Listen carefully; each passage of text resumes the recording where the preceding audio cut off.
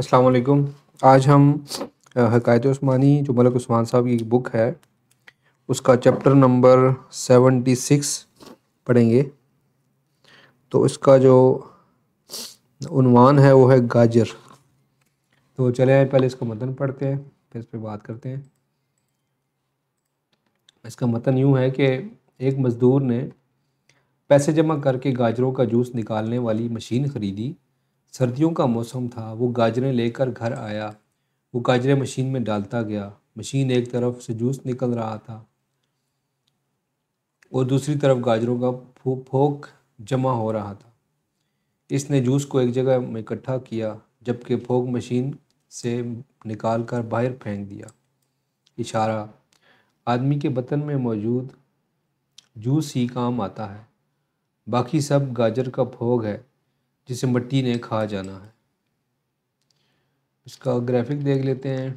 ये इसका ग्राफिक है कि ये बंदा जो है ये इसने गाजरें और जूस लाया है।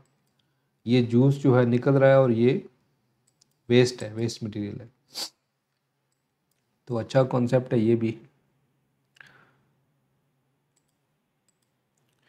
अच्छा, जो सिमिलर कॉन्सेप्ट था पहले हमने एक और चैप्टर में पढ़ा था कि जिस तरीके से पेन जो है वो अपनी स्याही जो है कन्वर्ट करता है।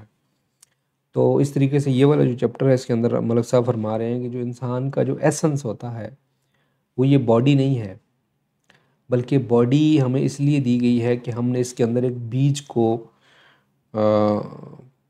को मतलब है कि उसको उसको उगाना है। उसके अंदर एक सलाहियत पैदा करनी है कि एक बीज के अच्छा ये जो बीज हमें दिया गया है हमारी बॉडी के अंदर जो है इसके अंदर उगने की सलाहियत मौजूद है।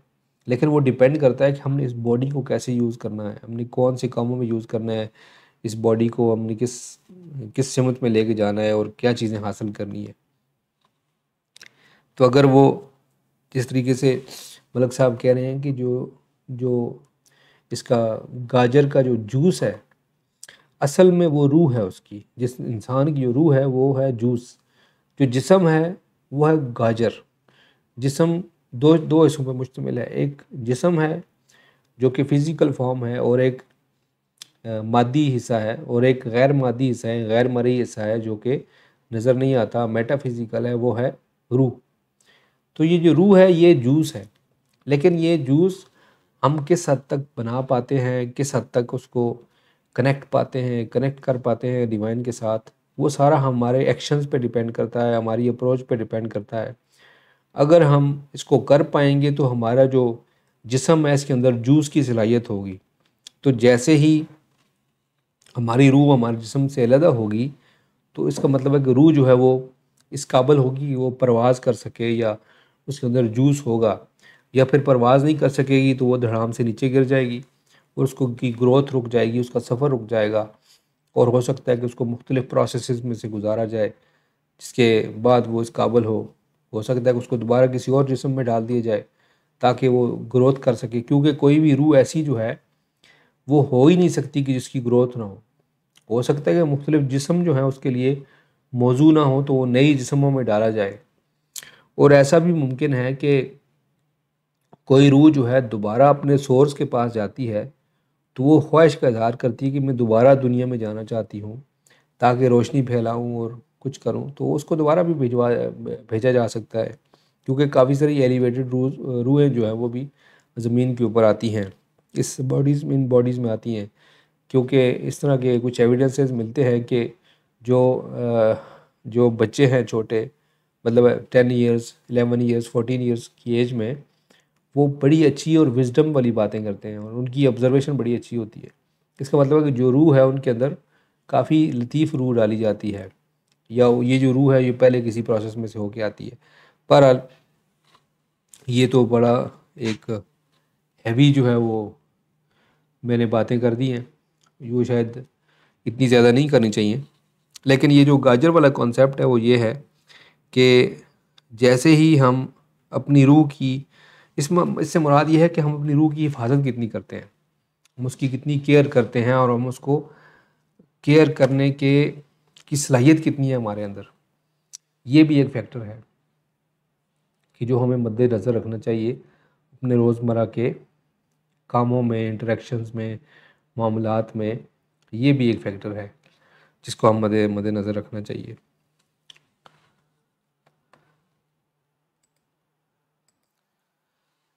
अच्छा, इसका एक और देखने का अंदाज़ ये है कि अगर हम इसको इस तरीके से देखें कि जो रूह जो है, जो हमारा गाजर जो है उसके अंदर जूस जो है वो आता है, उसकी सलाहियत ये है कि उसके जो खेत है उसके अंदर उसको पानी दिया गया है प्रॉपर तरीके से, और उसकी जो ज़मीन है वो फर्टाइल लैंड है, और मौसम और सूरज और बाकी जितने फैक्टर्स हैं वो मिल के अगर उसके ऊपर डाले जाएँ तो उसके अंदर जूस बन सकता है।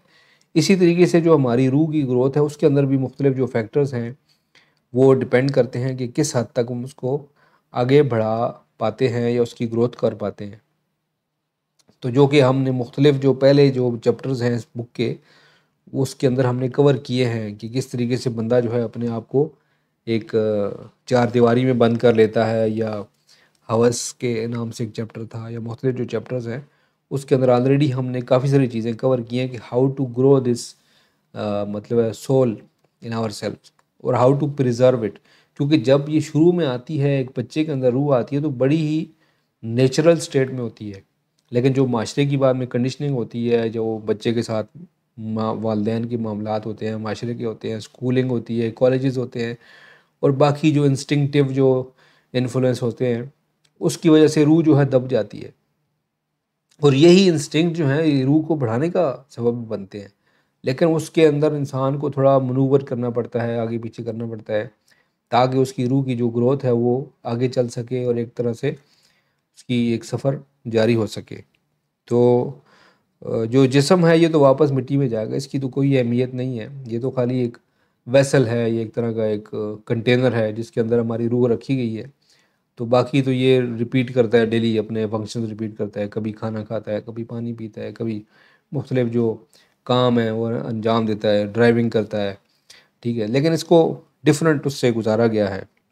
तो यही जो इसका कंडक्ट है, अगर उसकी जो कोई भी एक्शन जो है उसकी बेसिस जो है वो कंपैशन है, या इश्क है, या रिस्पेक्ट है, इस तरह की चीज़ें हैं, कोई भी एक्शन जो हम इस जिस्म के साथ करते हैं तो वो जो जो एक्शन है वो बहुत ही अच्छा है, और उसका मतलब है कि उसके जो असरात हैं वो बड़े अच्छे दूररस नताइज बरामद होते हैं, और हम अपने इर्द गिर्द की जो फ़िज़ा है उसको इन्फ्लुएंस करते हैं हमारे वाइब्स के ज़रिए, अपनी रूह के ज़रिए, अपने एक्शंस के ज़रिए, अपनी सोच के ज़रिए, क्योंकि हम सब लोग कनेक्टेड हैं। एक हम लोग एक ऐसे ऐसे एक एटमॉस्फियर या ऐसे एक माहौल के अंदर हैं कि जब जहाँ पे सब चीज़ें कनेक्टेड हैं। अभी पता नहीं टाइम कितना है। अच्छा, एक मैं आपको एक चीज़ शेयर करता हूँ कि कुछ अर्सा पहले मैं एक डॉक्यूमेंट्री देख रहा था, तो उसमें उन्होंने बताया था कि जो परिंदे हैं, परिंदे जो हैं वो माइग्रेट करके, मतलब परिंदे जो हैं वो हर साल माइग्रेट करते हैं, मतलब जहाँ पे उनकी मौजू होता है तो वो बड़ा लंबा ट्रैवल करके दूसरे इलाके में जाते हैं। तो वहाँ पे कुछ साइंसदानों ने, एक साइंसदान था तो उसको हर साल वो परिंदों को ऑब्ज़र्व करता था कि ये माइग्रेट कौन से सीज़न में करते हैं। तो उसकी उसकी जो ऑब्ज़र्वेशन थी, एक साल में उसने देखा कि जो परिंदे हैं वो बहुत अपना जो वक्त अगर वो जुलाई में करते थे, जुलाई में अगर सफ़र स्टार्ट करते थे अपना, तो उन्होंने 1 महीना पहले अपना सफ़र स्टार्ट कर लिया। 1 महीना पहले जो है हिजरत का जो सफ़र था वो स्टार्ट किया। तो उसने ऑब्ज़र्व किया कि ये क्यों हुआ है? परिंदों को इस दफ़ा क्या हो गया कि उन्होंने पहले अपना सफ़र स्टार्ट किया? बाद के इवेंट से पता चला कि वहाँ पे उस इलाके में बहुत बड़ा तूफ़ान आने वाला था, जो कि हमारे इंसानों के बस में नहीं था कि उसको प्रेडिक्ट कर सकते, उसकी पेशन गोई कर सकते। तो परिंदों को पहले पता चल गया कि 1 महीने बाद तूफ़ान आने वाला है, तो वो चले गए।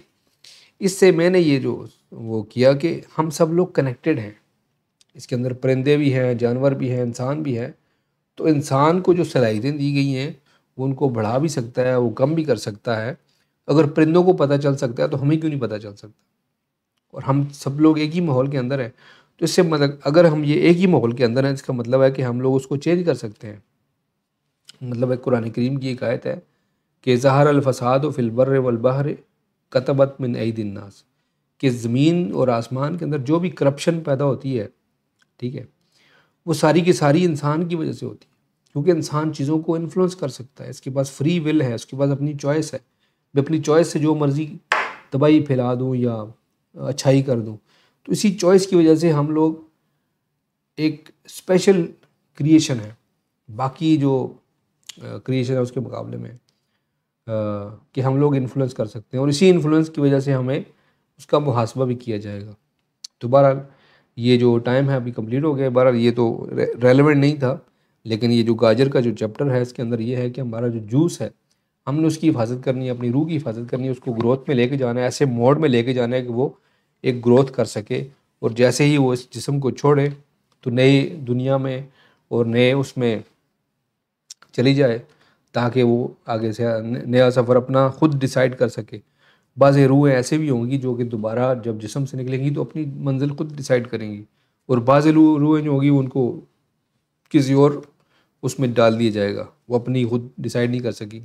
तो हमें दुआ करनी चाहिए, कोशिश करनी चाहिए कि हम ऐसी रूहों में हो जो अपनी मंजिल खुद तयन करें इस जिस्म से निकलने के बाद। तो इस दुआ के साथ हम इसका अख्ताम करते हैं। इंशाल्लाह नेक्स्ट जो चैप्टर है उसके साथ दोबारा आपकी खिदमत में हाज़िर होंगे। उस वक्त तक के लिए अपना ख्याल रखिएगा और अपने इर्द गिर्द जितने भी लोग हैं, जानवर हैं, अपने माहौल का सबका ख्याल रखिएगा। अस्सलाम वालेकुम वरहमतुल्लाहि वबरकातुहू।